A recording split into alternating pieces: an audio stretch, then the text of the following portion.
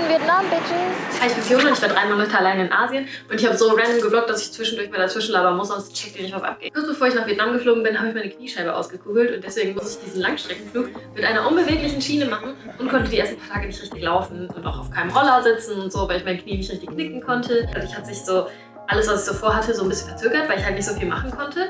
Aber das war eigentlich auch ganz gut, weil obwohl ich schon 2-mal in Vietnam war, war das trotzdem so overwhelming. Und ich kannte da schon Leute, zwar niemand in meinem Alter, aber das war trotzdem sehr gut, weil ich dann so die ersten Tage jemanden hatte, mit dem ich was machen konnte, bevor ich überhaupt irgendwen kennengelernt habe. An sich muss ich aber sagen, ich hatte gar nicht so große Probleme damit. Das liegt aber auch daran, dass ich selber Leute angesprochen habe. Ich hatte richtig lange mit Social Anxiety zu kämpfen und ich habe das so die letzten 2 Jahre richtig gut in den Griff bekommen. Also es war früher richtig schlimm. Ich war gestresst, wenn ich im Kopf hatte, dass ich die ganze Woche Leute treffen muss. Ich konnte mich nicht mit meinen Freunden treffen, zu lange. Das war einfach zu viel für mich, konnte ich nicht. Meine Social Battery ist einfach immer runtergegangen.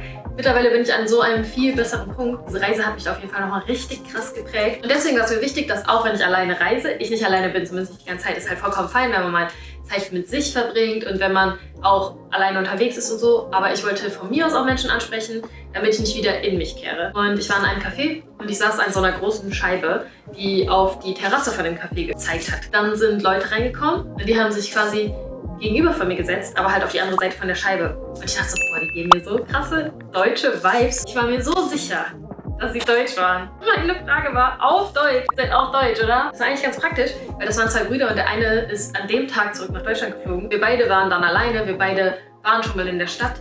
Und eigentlich hätten wir voll die coolen local Sachen machen können. Aber wir haben uns dann wirklich für die touristischsten Sachen entschieden, die man hätte machen können wahrscheinlich. Wir waren in den Café-Apartments, wir waren shoppen, wir waren in der Party Street. Wir haben eine fucking Bus-Tour durch Saigon gemacht. Ich glaube, die coolsten Leute habe ich wirklich in Vietnam kennengelernt. Ich habe so einen Fit-Check gemacht und da ist so ein Girl vorbeigelaufen und die hat dann so gefragt, soll ich ein Foto von dir machen? Und die war komplett so into it, das war richtig cool. Dann die geht so nach vorne und nach hinten, umkreist mich einmal. Also nicht mal meine Friends machen das so. I appreciate it. Da könnt ihr auf jeden Fall mein TikTok abchecken. Mein Hotel war in Distrikt 1. Das ist so die touristischste Ecke da. Aber ich muss auch sagen, es war mir wichtig, dass ich so fußläufig überall hinkomme. Ich habe nur 10 Minuten zum Bentham Market gebraucht. Das ist so mein Spot gewesen, weil da waren so alle Cafés, die ganzen Restaurants drumherum. Das ist halt super touristisch. Und man kann da auch super geil so Souvenirs kaufen, du kannst da handeln. Ich habe mir so einen Coffee geholt, der ist ultra sweet. Ich war in den letzten 2 Jahren schon 2-mal in Vietnam und eigentlich brauche ich gar keine Souvenirs. Ich glaube auch, dass sich dieser Markt hier nicht so krass lohnt, wie zum Beispiel einer, der ein bisschen außerhalb ist, weil die Preise sind schon sehr hoch. Ihr könnt hier halt super gut handeln und so, aber die Frage ist, kommt ihr dann auf einen besseren Preis, als wenn ihr bei einem anderen Markt handelt, der sowieso schon günstiger ist? Alleine war ich auch nochmal shoppen, ich habe meine Lashes machen lassen. Am 2. Tag oder so dachte ich so, okay, ich breche alles ab, es ist scheiße, ich will zurück und das mache ich auch. Und an Tag 4 bin ich irgendwie komplett angekommen. Ich sehe aber, da ist einfach ein Beamer. Da läuft einfach so ein TikTok-Remix. Ich bin einfach richtig dankbar, dass ich die Möglichkeit dazu habe. Es ist einfach alles schief gegangen. Ich habe mir meine Kniescheibe ausgerenkt. Ich hatte Probleme mit Kunden und sowas. Ich wurde dieses Jahr einfach gefeuert, im Guten, sage ich mal. Also es war auch nicht meine Schuld oder sowas, aber das sind natürlich so Rückschläge, die man dann halt ertragen muss, mit denen man so copen muss. Und ich habe einfach das Glück, dass ich nicht alleine bin. Ich bin auch einfach dankbar für die Leute, die ich hier kennengelernt habe, die Leute, die mich hier unterstützen, die Leute, die mich aus Deutschland unterstützt. Das ist einfach so krass. Das ist in den letzten 2 Jahren einfach, es geht die ganze Zeit so hoch und ich weiß nicht, wie hoch soll es noch gehen, Leute, das ist crazy. So die ersten 2-3 Tage waren halt schon anstrengend. Das war so, ich war so allein und ich dachte so, boah, scheiße, 3 Monate, das halte ich nicht aus. Ich habe das Gefühl, ich bin einfach vor ein paar Tagen schon so angekommen, dass ich mich hier in der Gegend richtig auskenne. Ich kann mich so ganz gut strukturieren, ich weiß, was ich machen will und selbst wenn ich so alleine was machen muss, dann finde ich das gar nicht schlimm. Ich bin einfach happy und dankbar. Als ich in Hanoi war, habe ich eine kennengelernt. Die hat mir eine Map gegeben mit den besten Foodspots und allgemein den besten Spots in ganz Vietnam. Davon habe ich mir jetzt ein Restaurant rausgesucht und da gehen wir jetzt hin. Ich sitze hier gerade mit jemandem, der mich gerade filmt. Der will die Kamera ganz wild. Ich habe hier so einen fetten Plate bekommen, voll geil. Und ich habe so eine Lemonade hier auch noch.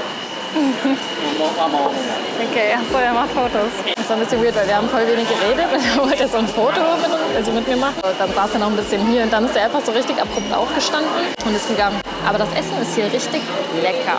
Es ist sehr voll gewesen, also ich hatte Glück, glaube ich, dass ich alleine bin. Ein bisschen außerhalb von District 1 gibt es ganz viele so Vintage-Shops. Ich habe das Gefühl, hier sind halt viel mehr Locals. Also ich glaube, hier wohnen auch sehr viele Leute.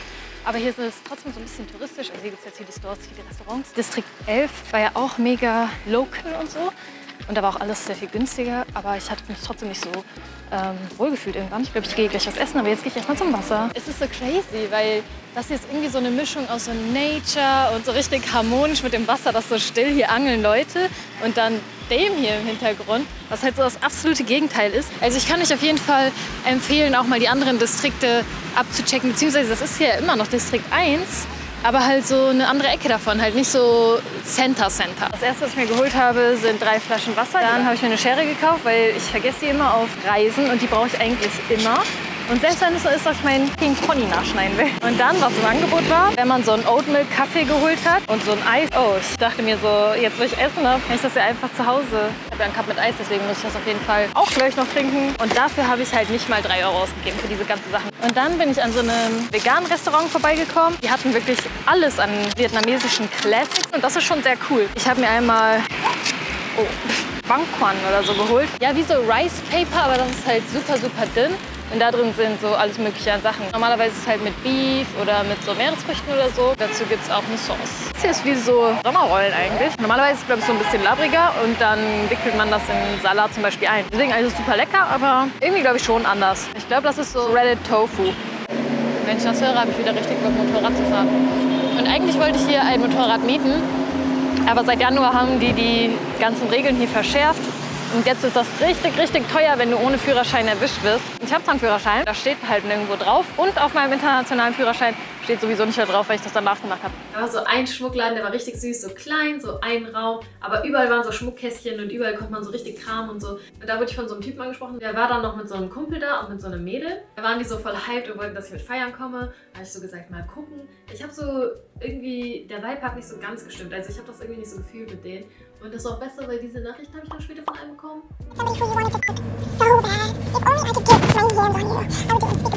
Man denkt dann so, oh, ich will ja nichts verpassen, ich bin allein, ich muss das erleben, bla bla. Man hat so krasse FOMO, aber habt das nicht, weil das sind so Momente, wo ihr euch selber auch schützt irgendwie. Und wenn ihr das nicht fühlt, dann macht das nicht. Ich glaube, in dem Fall war es zum Beispiel viel besser, dass ich nicht mitgegangen bin. Und dann war ich alleine und bin am See spazieren gegangen und habe geiles veganes, vietnamesisches Essen gegessen und es war trotzdem voll der geile Abend. Ich rede da jetzt gerade so mega positiv drüber, aber ich hatte auch Momente, wo ich das alles hinterfragt habe und ich so gemerkt habe, ich mache mich wieder voll abhängig von anderen Leuten und so. Und dann hatte ich auch einen kleinen Zusammenbruch, wo ich ein bisschen geweint habe und ich fand das aber richtig krass, weil danach bin ich dann so ins Café gegangen und habe mich wieder so beruhigt.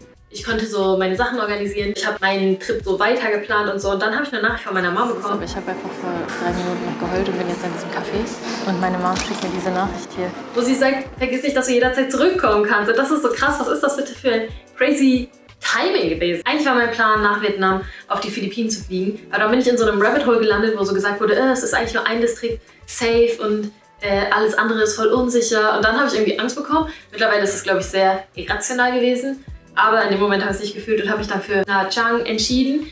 Und das ist so eine Strandstadt. Ich habe Overweight, deswegen fingers crossed, dass ich nicht extra zahlen muss. Ich habe extra meinen großen Koffer schon mal nach Hanoi schicken lassen. Das hat 18 Euro gekostet, den rüber zu schippern. Wenn ich jetzt das Abgabegepäck hätte, hätte ich so 8 oder 9 Euro dafür bezahlt. Pro Flug ungefähr. Ich komme ungefähr aufs Gleiche raus, aber dafür muss ich nicht schleppen. Aber ich komme auch nur aufs Gleiche raus, wenn ich jetzt nicht extra zahle. Klug. Das ist so eine App, kann man sich so alles Mögliche mieten und Tickets kaufen. Da kann man auch einfach sehen, was man so in einer Stadt machen kann. Und hier zum Beispiel, eigentlich wollte ich noch schießen gehen. Das kostet einfach keine 2 Euro. Ich habe es nicht gemacht, aber darüber habe ich mir auf jeden Fall einen Flughafentransfer gemietet. Man vergleicht irgendwie Da Nang mit Nha Trang. Da Nang ist auf jeden Fall noch mal größer. Hat zum Beispiel diese Brücke mit diesen Händen. Dadurch, dass das größer ist, war es für mich irgendwie nicht so interesting. Also weil ich will es einfach so close haben. Und das war wirklich so viel ruhiger und entspannter. Ich war am Night Market.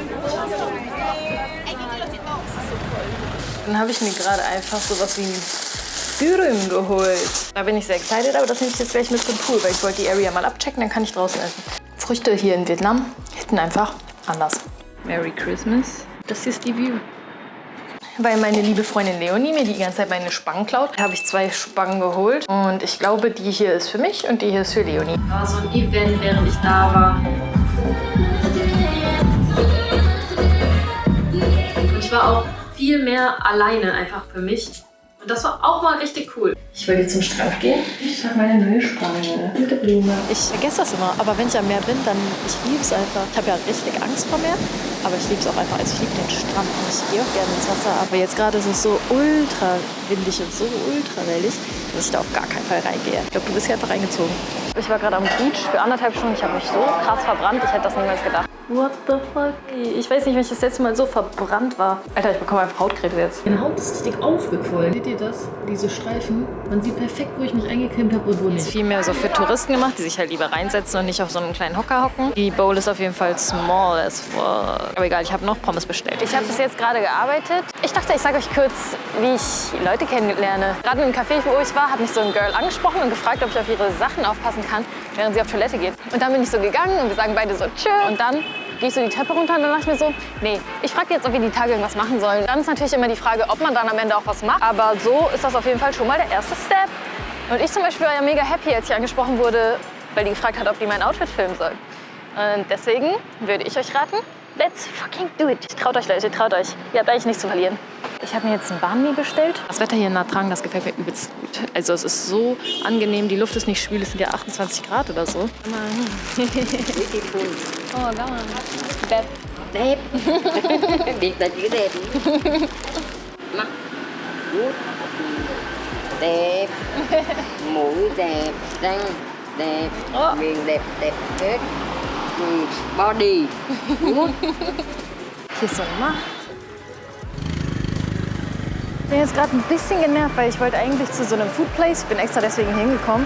Aber den gibt's einfach nicht oder ich habe den nicht gefunden. Mal wurde ich irgendwie gefühlt auch weggeschickt. Also ich durfte mich nicht nach vorne setzen, keine Ahnung. Also darum bringen, dass ich hier was zu essen bekomme. Bis jetzt auch noch keiner da. Das Ding ist, ich werde hier schon richtig krass angeguckt. Das ist richtig awkward. Hier steht nichts auf Englisch. Ich habe es jetzt versucht zu übersetzen und ich werde mir jetzt eine Suppe bestellen. Ich merke halt richtig, ich brauche Energy, ich brauche den Schlaf, weil der halt gerade komplett heilt. Und das fuckt halt wirklich ab. Und ich habe halt deswegen auch keinen Bock, zu diesen Touri-Sachen zu gehen und so. Also Leute, cremt euch immer ein. Ganz abgesehen von Hautkrebs und sowas, da schränkt euch einfach Todes ein in Aktivitäten. Deswegen habe ich jetzt zum Beispiel die letzten 2 Tage gar nichts gemacht. Ich glaube, morgen früh versuche ich mal richtig früh aufzustehen und den Sunrise zu catchen. Da wurde ich doch von einer angesprochen und dann haben wir so ein bisschen geredet. Und dann hat die mich gefragt, ob ich Bock auf Barbecue habe und mit ihr und so ein paar anderen Leuten an einen Wasserfall zu fahren. Oh, I'm Fiona. Fiona, nice to meet you. My name is Tati. Do you wanna join? Where do they play? On this waterfall. Oh, We moved to the barbecue. They will play and we make a Ich barbecue. habe einfach Gesellschaft bekommen. Wie süß ist das? Der hat sich einfach zu mir gelegt. Ich kann nicht. Dann wurde ich hier mal wieder einfach fotografiert. Keine Ahnung. Ich weiß nicht, ob man das sehen kann, aber es ist wieder so random, ne? Ich meinte, es sind so 10 Leute, das finde ich schon sehr crazy und wir fahren ja voll weit weg. Leute, ich habe voll viel True Crime geguckt. Ich weiß nicht, wie sicher das ist. Habe ich mir einen Roller gemietet und bin mit denen zu diesem Wasserfall gefahren. Und Leute, ich wusste nicht, dass es eine 1,5 Stunden Fahrt ist. Am Ende sind wir über so einen Schotterweg gefahren, da war so nichts. Wir mussten über einen Zaun klettern, um dahin zu kommen und so richtig Offroad laufen. Wir waren einfach alleine, weil die Leute, die wir da treffen wollten, irgendwo anders an diesem Wasserfall waren. Ich bin so froh, dass ich gekommen bin. Holy shit. Also, keine Ahnung, ist das das Zeichen, dass ihr mit Fremden gehen sollt? I don't know, aber das hat mich auf jeden Fall an diesen Ort gebracht und das ist crazy. Wir haben erfahren, dass das hier gar nicht der Wasserfall ist, sondern wenn man da hochgeht, gibt es einfach noch so einen richtigen Wasserfall. Das war auf jeden Fall trotzdem voll geil. Also wir haben dann so gegrillt und dann haben wir was gegessen, waren ein bisschen schwimmen. Dann ist Nacht geworden und die anderen wollten dann zu den Musikern gehen, die wir eigentlich treffen wollten. Aber ich habe mir gesagt, nee, es ist schon dunkel, ich kann im Dunkeln nicht so gut sehen und ich würde jetzt nach Hause fahren und dann haben wir uns getrennt. Dann auf einmal ist mein Roller nicht mehr angegangen. Mitten im Nirgendwo, da war kein Mensch, mitten in der Nacht. Ich wollte nur kurz meine Jacke aus dem Ding holen und jetzt bekomme ich den nicht mehr an. Es passiert ja was, ne? Und dann habe ich so einen Typen auf einem Roller angehalten und habe versucht, ihm zu erklären, was mein Problem war. Und das Einzige, was ich in seinem vietnamesischen Skills verstehen konnte, war, dass er mich nicht verstehen kann. Erste Person schon mal fail, aber ich konnte verstehen, dass er gesagt hat, keine Ahnung. Kommt jetzt einer zum Roller einfach und drückt auf dieses Ding und zeigt mir, wie es geht, Alter. Aber es kann sein, dass es ein Fehler von mir ist. Dann dachte ich mir, ich muss zumindest mal ins Licht und wollte meinen Roller auf die Hauptstraße schieben. Dann haben so 2 Männer angehalten und haben mir geholfen, den Roller hochzuschieben. Das Internet war halt so krank scheiße, aber irgendwann haben wir es dann geschafft, dass ich denen erklären konnte, dass der Roller nicht mehr angeht. Und immer mehr Leute haben angehalten und wollten uns helfen. Und am Ende stand ich da wirklich mit so 6 vietnamesischen Männern, die alle versucht haben, meinen Roller anzubekommen.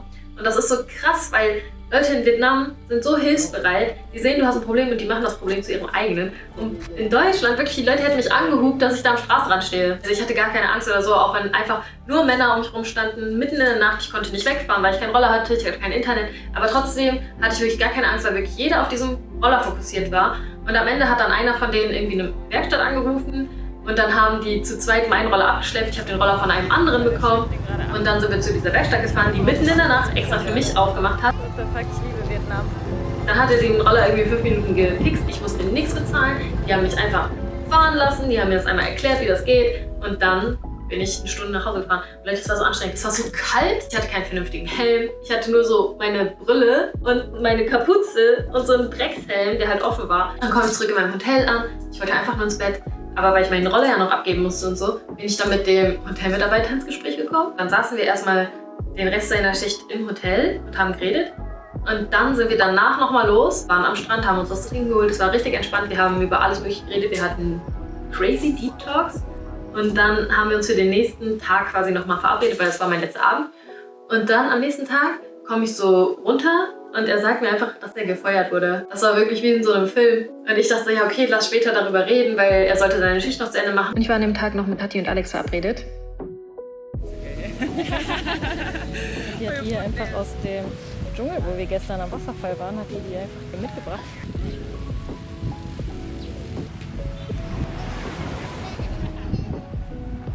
Und dann bin ich zurückgekommen, er war nicht mehr da. Und durch die Sachen, die er mir am Vortag so erzählt hat, habe ich mir richtig Sorgen gemacht. Da habe ich seine Mitarbeiter gefragt, ob die mir seine Nummer geben können, damit ich einfach mal checken kann. Und ich dachte, in Vietnam nimmt man das mit dem Datenschutz nicht so ernst. Weil es ist doch so peinlich. Die haben den einfach so kichernd vor mir angerufen und gefragt, ob die mir seine Nummer geben dürfen. Alles war gut und er war auf dem Weg zurück nach Ho Chi Minh. Dann hatten wir eigentlich auch keinen Kontakt mehr. Also das war's. Und damit gehen wir jetzt nach Hanoi. Das wird gar nicht